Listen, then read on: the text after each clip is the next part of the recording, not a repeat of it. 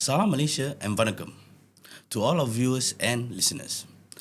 Today, we have a very special guest introducing an inspiring figure in Malaysian politics. Our guest is none other than Dr. Prakash Siva, or Dr. Sivaprakash, his right name. Because I saw in your Instagram and also Facebook, there are twin names. They have shifted to Prakash Siva and also Siva Prakash. So the right pronunciation is Dr. Sivaprakash. Am I right, Doctor? Correct, yes. Okay. He is the vice president of Muda Selangor, and also he's an academician turned into politician. He has more than 14 years of experience in academic. So right now we are welcoming you, sir, with our warm heart to our show. Without further delay, let us warmly welcome our guest, Dr. Sivaprakash, to Dialog Nasional. Welcome, Welcome, Thank sir. you. Pleasure is mine. So we will be starting with first question. So in Dialog National, we want to shoot questions first, sir. So right now, many Malaysians want judiciary and also sistem kehakiman yang bebas. So what is the policies or procedures need to be done untuk mendapatkan sistem kehakiman yang bebas daripada gejala politik ataupun unsur-unsur lain? Okay, ini soalan typical lah. I think this has been discussed by many experts as well. So apa yang kita dapat lihat dalam sistem kat Malaysia ni, dia judiciary independence tu tak ada lagi. Okay, let's face the reality lah. Okay, kita tak nak sugarcoat kata yang kita dah bebas, tak ada interference daripada politik and so on. That is not true. Let's face the fact. Judiciary independence ini very important. You know, the separation of power. Tiga separation tu, executive, legislative. Ini very important. So reformation yang dijanjikan sebelum ini adalah untuk dia menjadi independent, di mana dia sepatutnya ada judiciary appointment committee tersendiri yang merangkumi probably people from a bar council, people from the academics, to appoint, instead of them reporting to Prime Minister office. So bila ada sistem yang judiciary ni kena report dekat PMO, tak ada independence lah kat situ. Okay, and Parliament should play a role of endorsing the judicial appointment, instead of having to report to certain people or certain minister. So that is what I see lah. And this has been actually it's not something new. This has been shouted, has been reiterated by many people who is in power currently, but we don't see anything moving from there. So basically what you're saying is the judiciary needs to get away from the politics, so that it doesn't have to report to it in such way. Correct. At least currently it sits directly under Prime Minister office. Current system. Mm-hmm. Okay, some may disagree and say there's no interference, walaupun dia duduk bawah Prime Minister office, tak ada interference. Come on lah. Mm-hmm. Let's be real. Let's be realistic lah, kan. There's no such thing. As long as you ada benda tu dalam pocket you, bersalah lah. Betul. So there's no such thing as saya simpan ni buat sementara saja. Saya tak ada saja simpan. There's the conflict of interest. It's always there. So let's call black is black lah. Yeah. Doctor is suggesting like we have a body like in UK where they have, although the Prime Minister is one who appoint the High Court judge, also the senior. This sepatutnya endorse.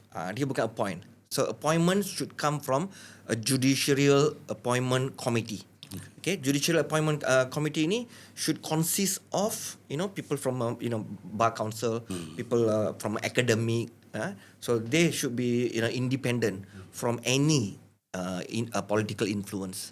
Kalau tak silap saya, Doktor, memang kita dah ada sebagai satu badan kehakiman yang terdapat bangsa Tun Badawi. Dia telah menubuhkan satu badan yang badan itu akan memberi dengan menganalisis siapa peguam ataupun ketua hakim negara yang paling layak kepada Perdana Menteri Malaysia. Kenapa kepada Perdana Menteri Malaysia? Sebab Perdana Menteri Malaysia adalah satu kuasa eksekutif yang tertinggi untuk melantikannya. Yeah. So you are saying that we need to that's what we have bypass to change that. lah. So who will be the hiring officer for The parliament should endorse, because this what I'm not me alone suggesting lah. This is the system that is being used in India as well, right? In UK, all the developed country or country that have a separation of power, right? So the appointment should come or endorsement should come from a parliament, but appointment should come from a independent body. Understand. Dia tak sepatutnya report kepada Prime Minister. Okay, this is the 3 suggestion. And here Prime Minister ada dia punya kebebasan untuk say no, I need another 3 other names. Not Dia this. boleh tolak cadangan tersebut dan minta cadangan yang baru. Boleh influence. So itu boleh dinyatakan sebagai ada pendirian dia sendiri dalam Conflict of interest lah. Okay. He's putting his conflict of interest in there lah. Yeah, exactly. I mean, this is not something new lah, kan? And in fact, the previous chief judge yang keluar, dia pun ada highlight perkara ni, apa yang berlaku and so on. So that is the reality lah. So that has to change first. And it's not something new for the current government. This is exactly what they were advocating. Okay, as part of the reformation that has been promised, but it's not happening. So that is a sad situation in our current political era. I think this is quite common for a lot of countries. The case backlogs and delays in courts are very common, even for Malaysia. What solution do you suggest to help this problem? Okay, that is a very good question. I have some statistics I wanted to share actually. Since 2008-2009, we had a situation where the court backlog and delay reduction. The statistics says we had over 422,000 cases. Right, 2008-2009, and they had this a program to expedite these cases, and the numbers dropped by 2011. Yeah, dropped drastically to close to 100,000 in 2011. Of course, it dropped and then it goes up again, and but that phenomena of backlogs still happening. Yeah, still happening. In fact, I have a couple of cases in the court going on, which has been dragging for 5 years. That's a long Right? time. Since 2020 until 2025, and it's like never, there's no end to it. There's once it get vacated for any reason, right? Probably the judge is absent, or the plaintiff is absent, or defendant is absent. It get postponed, and it goes like 6 months, 1 year. So that's one of the thing that is happening. The statistics shows, right, the number of things that we can do. I mean, this is from my experience, and also some of my discussion I have with my other legal friends and all that. We are in a technology era. Yeah, AI. Is dominating, and AI can do almost everything at this moment. And when we look at the court cases are based on precedents, based on case laws. Okay, all facts, evidences. Right. So we can use the artificial intelligence, the technology that is available, to expedite or to read through cases, assist the cases with a human touch. Obviously, but I think AI could do more than what is required. It can help to expedite or with the assist the judges or the registrars, with the summarize the cases and so on. So that will help. The AI technology. Appointment of more judges is required at a lower level courts and so on. Magistrate court, is the highest number of backlogs at this moment, over 80,000, right? So that is another things that we need to look at lah. It's a worrying thing, because justice delayed. Yes. It's justice denied. So for someone to wait for 3-4 years to get what do you call it? Sentence or hearing or even a their judgment. hearing, it's just absurd, lah, right? Like like even YB Sheikh Sadiq went through a long court process just to prove himself that he's not true. Even though it's politically motivated, judiciary system supposed to be independent and supposed to be effective. To add in that, even case. the entire family went through a big hassle and hurdles Yeah. when Syed Sadiq was going through the court Yeah, case. exactly. And the appeal court results, if you look at it, I think the whole nation was watching this. It was clear. It was clear that it is politically motivated cases. But it's not only the process. It's not only the delay, the cost that involved. The stress that is involved, the time it has taken. All this. If it is happening to a figure like Syed Sadiq, what about the normal people, right? The layman, right? So that is alarming, lah. So we need to address these issues, and of course, with the AI, I think it is More efficiency can be done on the system. definitely, in fact, yeah. Interesting going on your AI point of view, yeah. So, do you think Malaysia needs a stronger check and balance mechanism, and do you think AI can provide that? Okay, so I mean it should be a mixture of both lah. AI, I think, as long as it comes with a judiciary or anything related to facts, figures, evidence based precedents, AI can play a very, very effective role. That is a known fact, right? A non-biased system. In fact, if you look at a country like Albania, just recently appointed a AI minister, right? Just to focus on certain things, and you have a AI minister appointed for AI to look into a development of AI, right, in Canada, for instance. So there's a lot of things that AI can achieve, but at the same time, to answer your question, an ombudsman board, an independent ombudsman board is required to ensure there's a check and balance with the system and so on. The human element has still to be there. Yeah? Should be there. But of course, I mean, as I said earlier, as I mentioned earlier, AI will play a more effective role. There's no doubt when come to a judiciary, as long as there's no human bias interference into it. So that is what important. My next question will be: should court judgment, especially in high-profile cases, be more open and more transparent in Malaysia? For example, like Syed Sadiq case, right? A lot of things was not transparent. So that's why he's asking like. Okay, very good question. There's two different answers I can give on that. Not two different answers, two different approach. At this moment, yes, it's being transparent. There's no, there's nothing to hide, because if you put the court, the court number, you will be able to extract the case and all that, right? But to answer what brother Vignesh said, right? The issue here is the ground itself, will be this thick, right? Pages after pages and after pages, right? So if someone is not knowledge enough, not intellectually trained to read and understand, digest the content, they won't get the right picture. It can be manipulated, and a narrative can be played to suit their own need.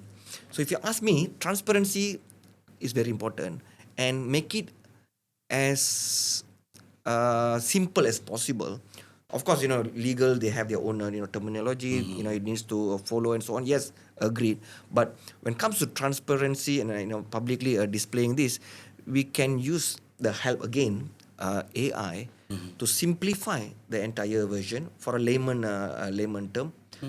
By using prompts, right? It's not a rocket science. I think everybody know how to use AI already. So this has to be done as an automated system and published in public, not only for the high profile cases.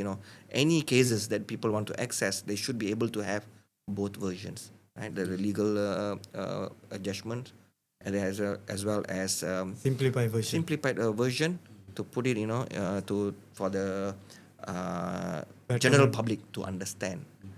Tapi menarik idea di mana AI itu boleh digunakan untuk nak summarize kan the complicated journal yang comes from the judgment, yeah. Yeah, exactly. I mean, that's how far the technology has gone. I involved, in AI. I use AI on my daily basis because it reduced, costs, a lot, and it become more efficient than any employing, secretaries and so on. I mean, it's a sad reality, but then if I have someone who can handle that for me, there is an employment there. But for someone who don't have that knowledge, I think I might as well do it on my own.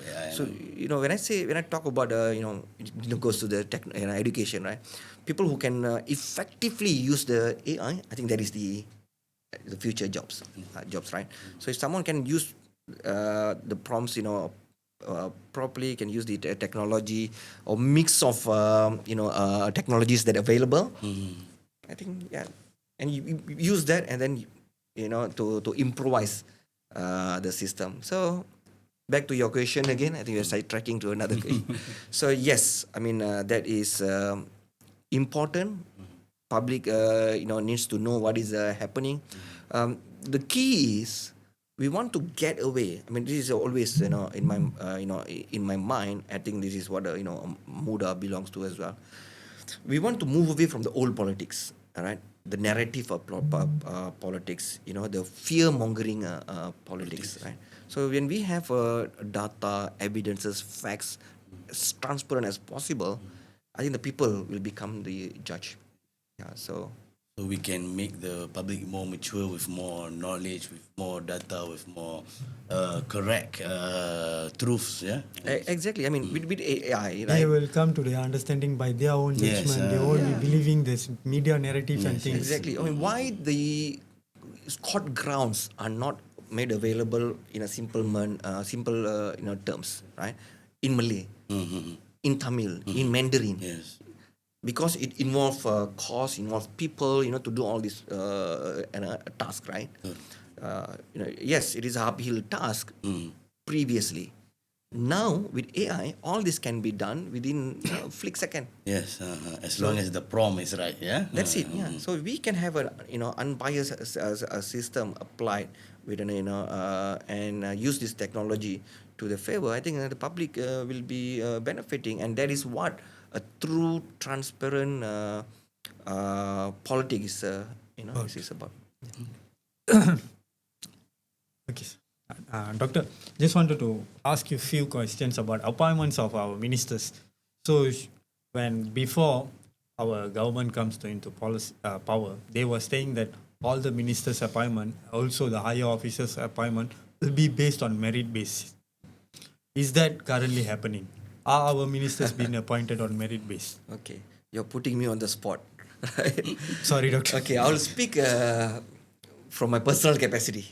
Okay, from my personal view, as a voter, as a Malaysian citizen, a loyal Malaysian citizen, I think many people will echo the same. I don't see that is happening. Okay, is it a merit base? No. Okay, the proof is in the pudding, right? So you'll be able to see the current lineup. First, the lineup itself is big, is bolted, right? So compared to the previous, Tun Mahathir's cabinet, if you look at the total ministers, around 55. Now we have 60, right? So quite lean, yes. But then when you go back to 60s and 70s, we have a much smaller cabinet. And so on. Okay, there's two part of this, questions. One is having a big cabinet. Does it serve the purpose, or does it, serve the political need? Currently, the appointment is based on, okay, you are influenced. Okay, you take this particular role. Okay, you run the show. You have the government, employees that are going to do the work. So you just sit there for the sake of sitting. I mean, again, it's my personal view. I could be wrong, but let's people be the judge. And then You have more appointments beside being a minister or exco. You have a appointment into GLC and so on. All this is to take the money, strengthen the political party, strengthen the team to prepare, to use the 5 years to prepare for the next election. So that has been the focus. Core motive of the appointments. So it is not serving the people agenda.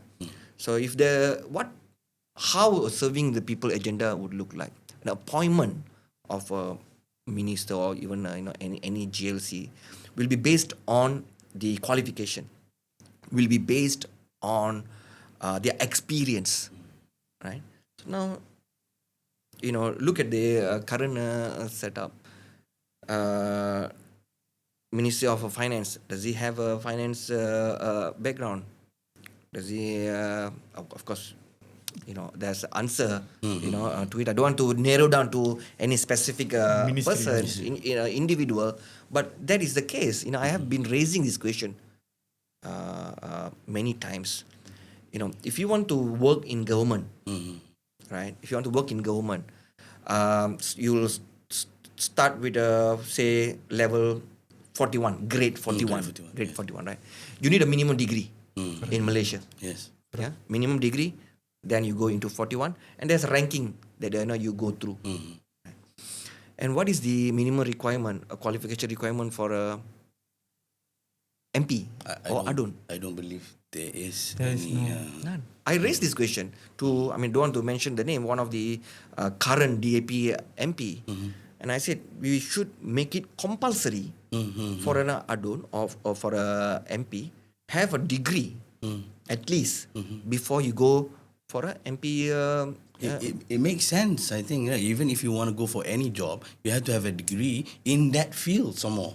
So not just a degree or whatever degree, right? So for a ADUN, I guess you should have a degree to cover whatever. It shows your intellectual capacity, and but the reply that I got, I was surprised. This was like I was fresh in the politics. I'm not a politician. I don't have a political background, but I have the urge.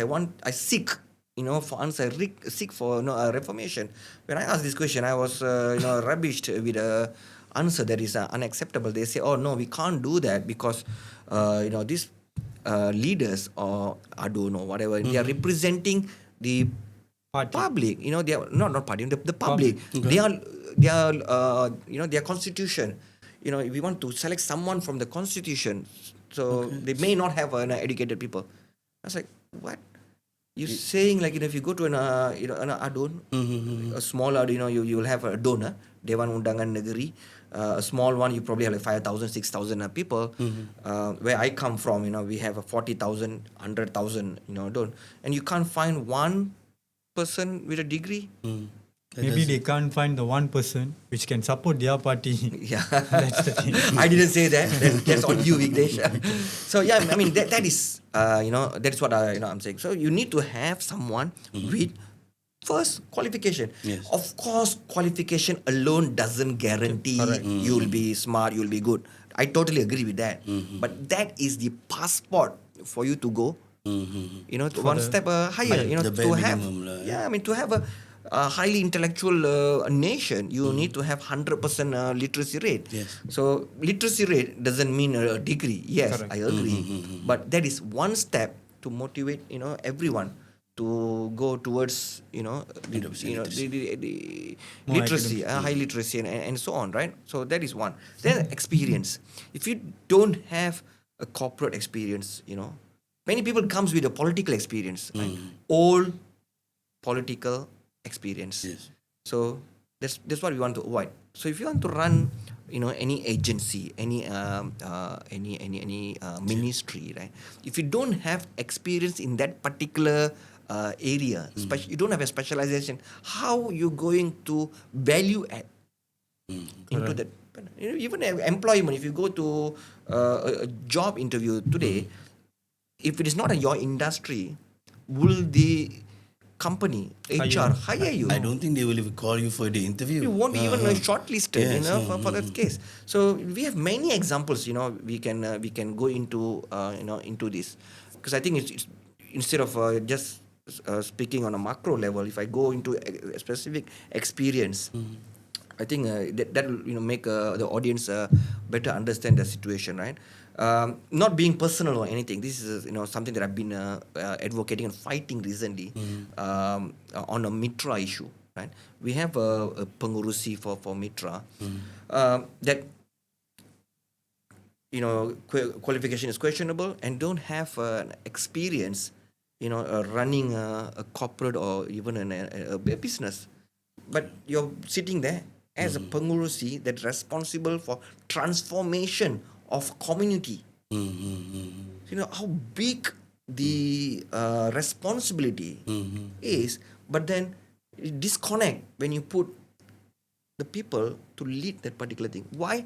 Politically motivated. So there's one example. We can put that into many other agencies, units, and all that as well. For us saying that we don't have a capable people, that is not true. Okay, Malaysia is full of resources from knowledge, intellectual, capacity. There are many people. They are just not politically inclined, or they cannot survive in the current political arena wave. There's always this tsunami of what do you call it? Old politics, old fox that is always try to overtake and try not to let these people to come Grow. up. So yeah. Okay, Doctor, my questions will be lead to your answers as well. Okay, for example, if I've been hired to a law firm, okay, for example, my senior lawyer gave me a case file. So I need to comply the case file. End of the week, I need to file so that it's ready for his arguments in the court. Okay, so if I do not do that, complete my task, I'll be penalized. And there's terms, and I will be taken actions as well when I don't do my work properly. So how are we going to implement these kind of policies into our ministers? For example, if the minister promise such transformation in education, for example, or even in law, or even in agriculture, he or she promise such transformation, but when comes to the implementation, there's no such things happen. And after 5 years, when we audit them, there's no such thing happen. So what should be our Malaysian voters do towards these kind of ministers? What should we demand, right? Very good question, Vignesh. Thank you very much, for that question. This has been running in my mind for many years, right? Rightfully said, right? In any organization, if you're working in a company or you're running your own business, you will have a KPI, right? And KPI doesn't it's not being measured at the end of your tenure, right? It's not 6 months, 1 year. Yes. yeah, I mean, I used to work for a multinational corporation, UK based, US based, education companies, right? And we have monthly evaluations, right? We check on a monthly. We track monthly because that's how we come up with intervention plan. We mitigate problems, and so forth.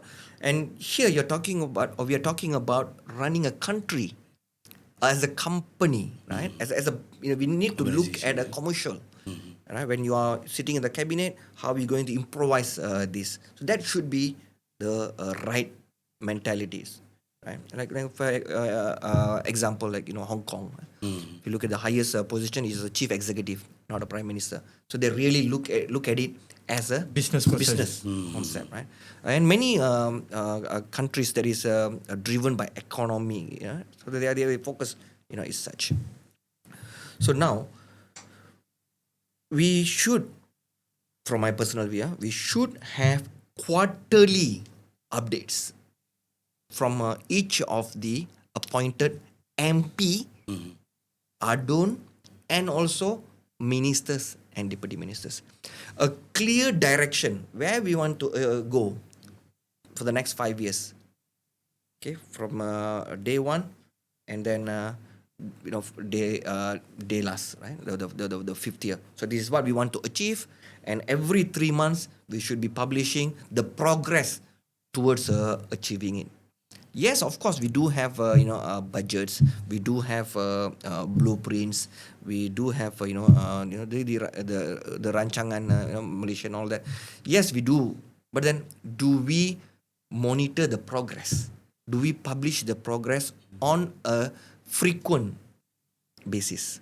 Okay, instead of a once a year, say, okay, this is what we have done. This is what you have done, what you have contributed. Then it goes back to the earlier question, whether the particular ministry is important or not.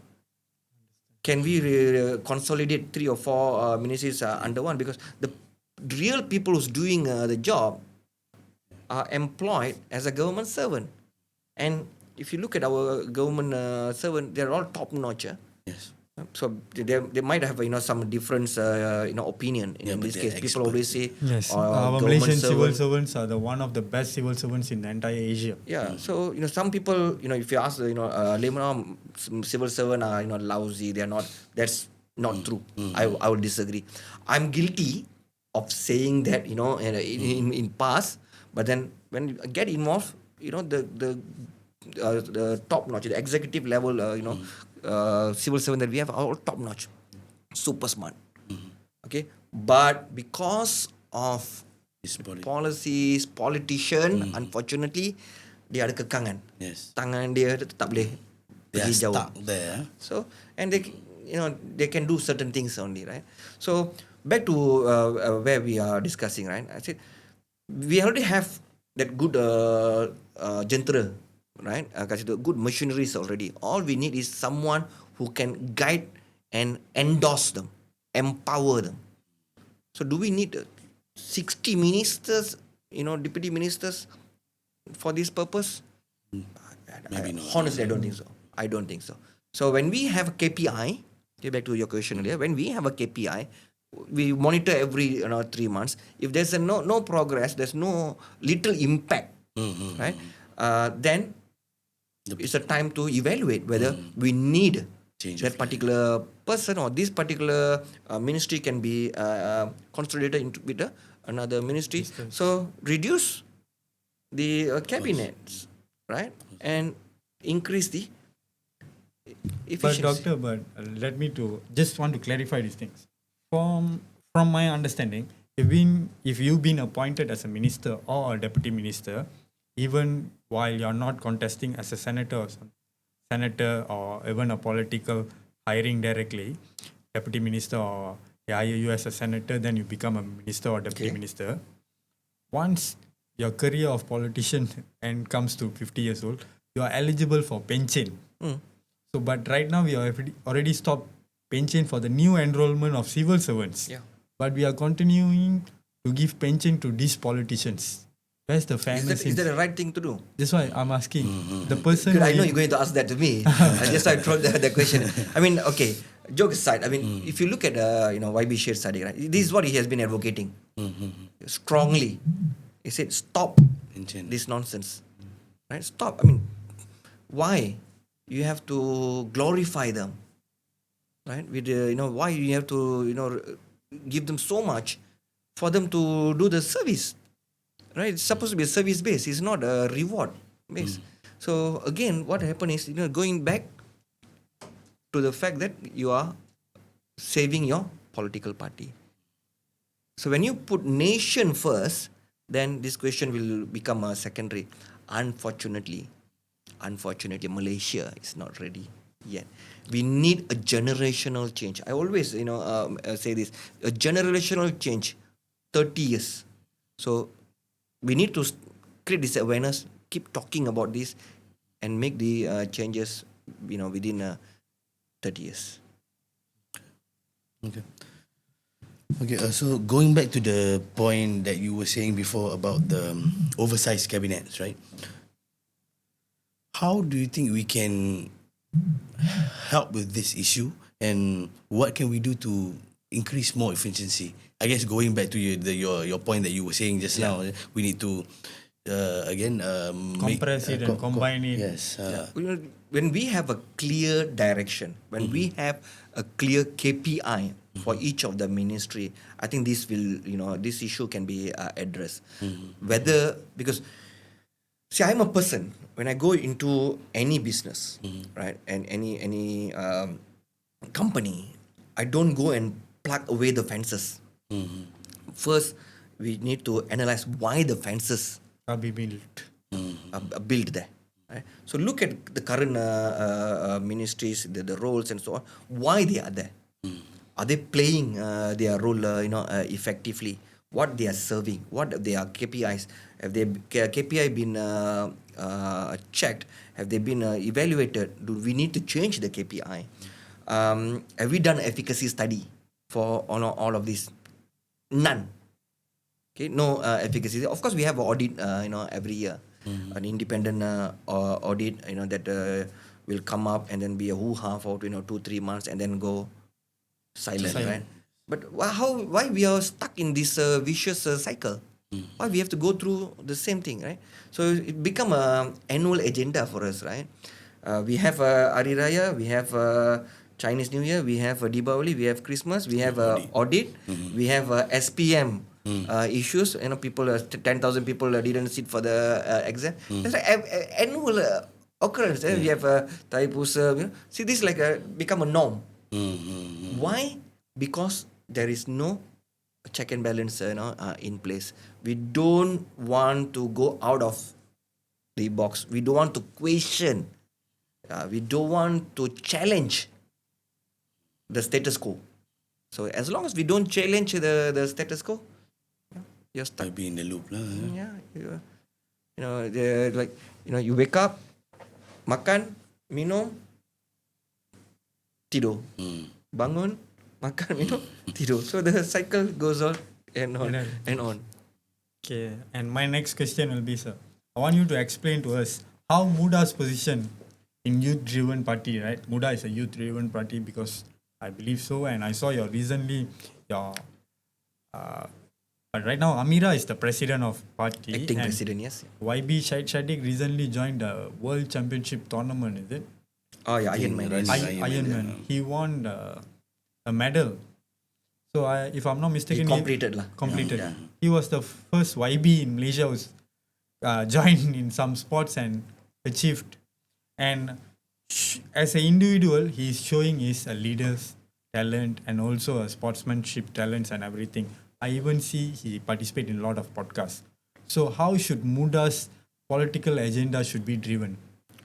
Okay, very interesting question, but I have to put a caveat there. I don't have the liberty to talk about on behalf of Muda. Okay. All right, I didn't get the Approval. Approval, but we have certain quorum that we need to maintain, right? So it has to go through the proper corporate com and all that.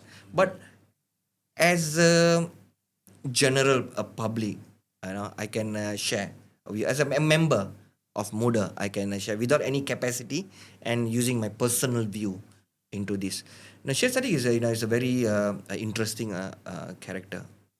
I look up to him, very very highly. He leads by example. He set the pace and he do things with high integrity. So that's how I was motivated from from a normal person who criticize a politician, always involved in a coffee shop talk, turn into a politician. So he was an inspiration, obviously. And I hope he can inspire more and more people, using his strength. And of course, he don't expect people to do something different, something that he cannot do, or something out of ordinary. So that resonate with almost all the youth who wants changes, all the youth who wants a different policy, all the youth that want to ensure we have a better Malaysia to live in future. Right? So whatever he is currently doing, I think is on the right track. Of course, we are stuck in a red ocean, right, where we have a homogeneous political approach. People always think what he's trying to do and it's not going to work. Yes. Right? So he's trying to create a blue ocean within the red ocean. It will take time, and I think he's on the right track. And there are many people started to understand the need for a new political approach. The region already, having that transformation. Right? You can see many countries that they have this wave coming up, the youth, wave and so on. As long as it's intellectually driven, there's no other agendas. Especially if you look at party like a Muda, 90% of our members don't have any political background. Okay, never been involved in any politics. So in other words, not corrupted lah. Okay, so don't know how to steal. So that is what we want to see, in the new generation. And people always say, the current generation, the current youth are the future leaders, right? I disagree with that. Current youth, current generation are or should be made current leaders. Okay, let's give the fresh perspective Place into the politics. for them to lead. Yeah, Come in and lead they're the very capable. You cannot say person like Ashad Sadiq don't have experience or integrity to conduct or to run the show. He can run better than many other. even YB cabinet Amira, ministers. she is a solid speaker. Yeah, of She's course. very yeah. a stern lady. I can see her when interview in out of Dangwangi Balai Police. I Oh, think, yeah. I mean, if you look at all their background, I mean, very good, interesting point that you touched there, Vignesh. If the voters open up their eyes and start looking at their candidate's CV, right? If you go to any job, right, even for if you want to ask for a security job, they'll be asking you for a resume, Yes. at least. Let alone a CV, which is thick. A resume, a simple, at least one page, right? So if the voters start looking at the CV of each of the candidate, things will start changing. Instead of looking which party, which color, all right? Instead of looking at their affiliation of a political party, look at their CV. That will speak volume. So if you look like YB Amira, look at a CV, look at a experience. That will speak volume, and that's exactly what is needed for the country to empower, endorse the the future. current generation to take the lead. So if someone say no, they are too young to run, they don't have. Come on, let's put the facts and figures. Why in not place. give them a chance? Yeah. I think this question has been asked a few times, but I would like to ask it for Dialog Nasional. Would you consider Muda as a third force? I mean, that's the direction. Because you're talking about it from what Yeah. I'm seeing, it looks like you are the third force. You are trying to turn the stones into the generational change, right? So, from my understanding, that would be the function of a third force. So, would you consider yourself as a third Correct. force? I mean, that is a very good question. I mean, if you look at the current situation, I think you have the answer. Yes, they are being the third force, right? But is that relevant to the current political scenario? Is a question to ask ourselves. Are the people ready? For a third force is another question. Again, as I said earlier, I'm not going to take Muda related questions because that goes back to the Ketua Penerangan. But from your own personal but from view, my perspective, I can throw back the questions for the audience to be their own judge. I think the question will have a common answers itself lah. So when I talk about generational change, we're talking about 30 years. So do we need to wait for 30 years for Muda to take the lead, right? So this all this permutation come in place. Being a check and balance, being a strong opposition, to ask the question. Yes, that's what Muda is trying to do and actively doing. I'm pretty sure I probably will get a call from Liban later.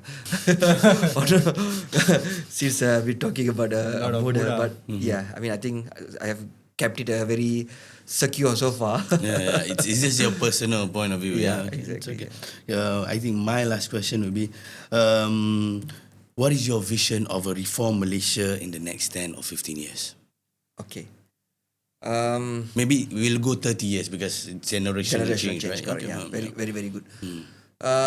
See, 30 years changes doesn't. I mean, well, we need to have a target for 30 years, but then for me, a generational change should be reviewed every 3 years. So break it into 10 different stages, right? So next 3 years, what we want to see, the following 3 years, 3 years, right? So in 30 years, we should have a transparent Malaysia with a separation of power, a real separation of power, as what we discussed in the beginning of this session, right? The judiciary system, the legislative, the executive should be all separated. Okay, independent, truly independent. Okay, politicians should be scared of court. Okay, not to say well, we can buy over later, right? We can influence later. So that has to be like gone. So that is the real democracy is about. Accountability. This is tying back with our discussion throughout the last 45 minutes. Accountability where each minister, each agency comes with a KPI, a concrete KPI, transparent KPI, published to the public, okay, based on their role. And if it is a national role, published for everyone. If it is a ADON, EXCO, ADON, yeah, to your constituency. If you are a EXCO, for your state, if you're a MP, for your parliament. So all this should be published and evaluated by year.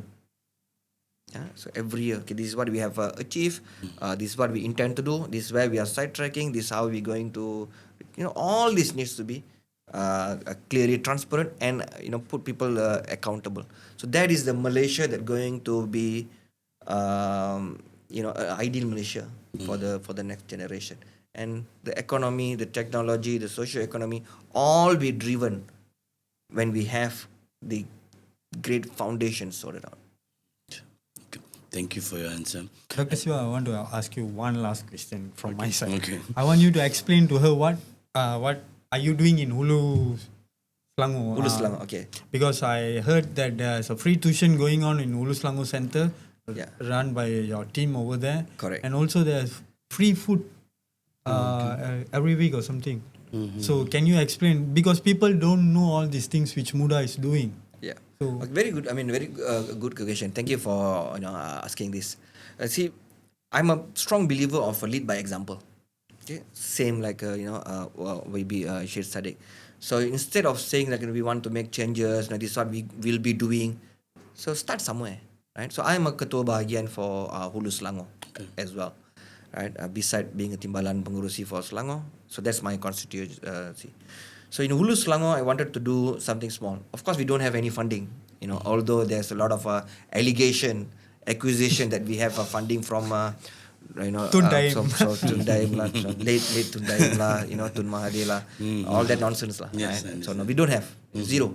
We don't have any funding. We fork out our own money from our day-to-day job, kerja hakiki, from our business, from donations. They are good people. They don't want to be known, but they do give us the money and say, okay, you guys are doing right thing for generational impact.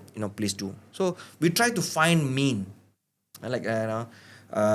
like Sheikh Sharif, he do modeling and so on. Try to collect money. Although I'm more handsome than him, Still debatable. that's still debatable. I still haven't finished that with him. But I don't get modeling opportunities. Obviously. Maybe after Dialog Nasional, who knows? Kalau rezeki itu untuk saya lah.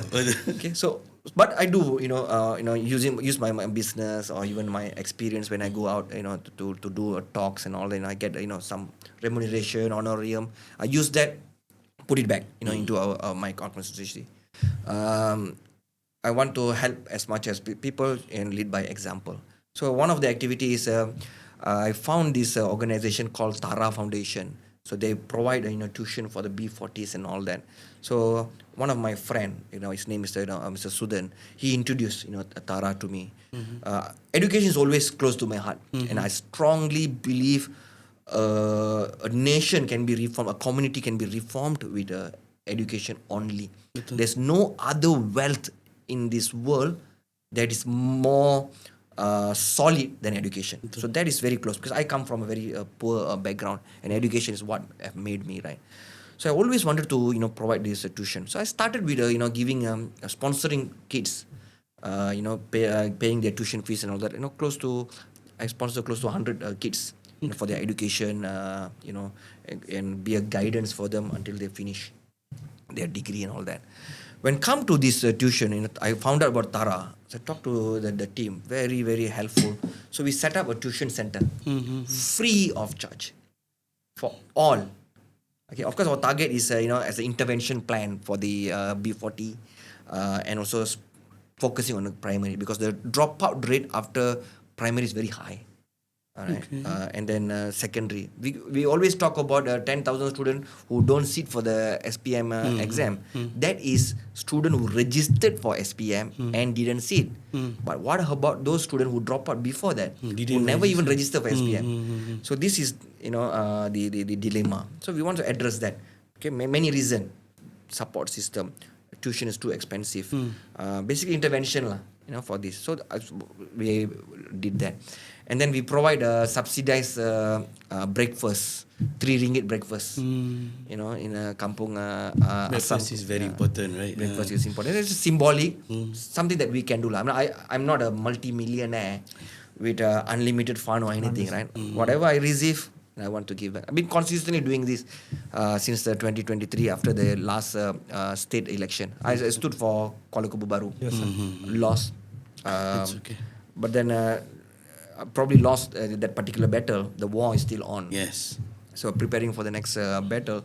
But while preparing for that, instead of being rhetoric, or just being a politic, I said, let's lead by example. I had over 1,000 people who voted for me there. I do not know who they are, but I know there is a hope, The from 1,000 people wants a change. The people that wanted, and that can grow. So I wanted to lead by example.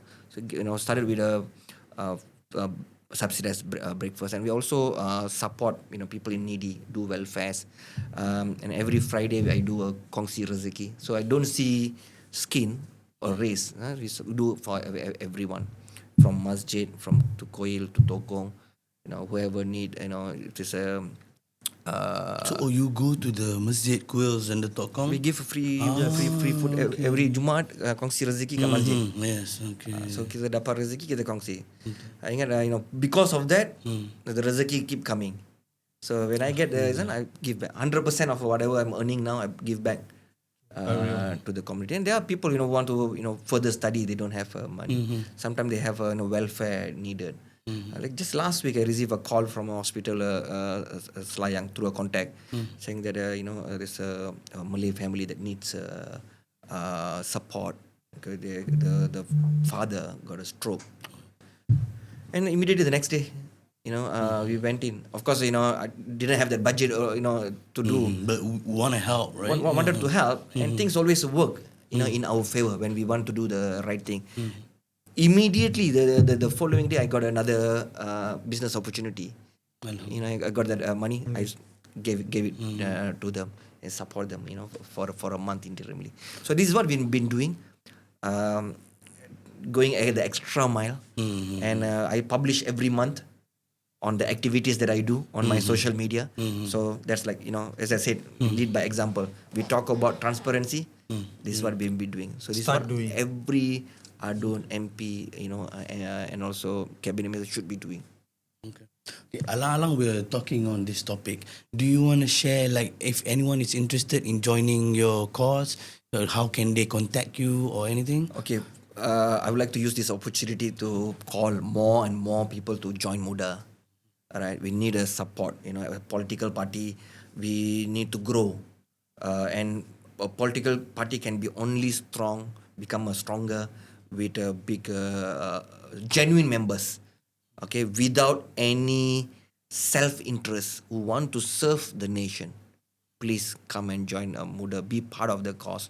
Be part of the future Malaysia. So if anyone wants to join your activities in Hulu Selangor, Alright. maybe become part of the teachers or anything like that? Yes, please. I mean, we need volunteers. Obviously, the many things that we want to do. I want to duplicate the free tuition into other areas. Other in Hulu constituency, Selangor. yeah? Oh, In no, Hulu Selangor itself, okay, Hulu alright. Selangor is very big. Yeah, Hulu Selangor is as big as a state of Malacca.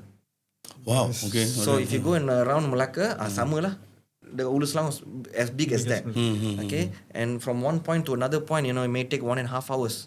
Right? So it's very big. So I want to duplicate the tuition center to many places. So if someone want to join us, yes, you can contact me via my social media, Dr. Sivaprakash. If you Google, We will make sure the links and also your contact be number shared. is in yes, the yes, please channel. do. My phone number is is public. Can WhatsApp me. I have a dedicated member who's working with me closely based in Hulu Selangor. So I travel a lot. So I have someone to be contacted in Hulu Selangor itself as well. So yes, welcome everyone who have the heart to make different to join us. Yes. Okay, so come on Malaysia. Let's Come on, Malaysia. do better Changes. for our Malaysians, yeah? Thank you for the opportunity given. Thank you for having me. I really appreciate your time. Doctor, we are honored. Yes. Thank you. Okay. So that's the end of our show for Dialog Nasional this episode. So we'll see you again next week. Don't forget to subscribe, follow, and like us. Bye. Vignesh, bye. Okay.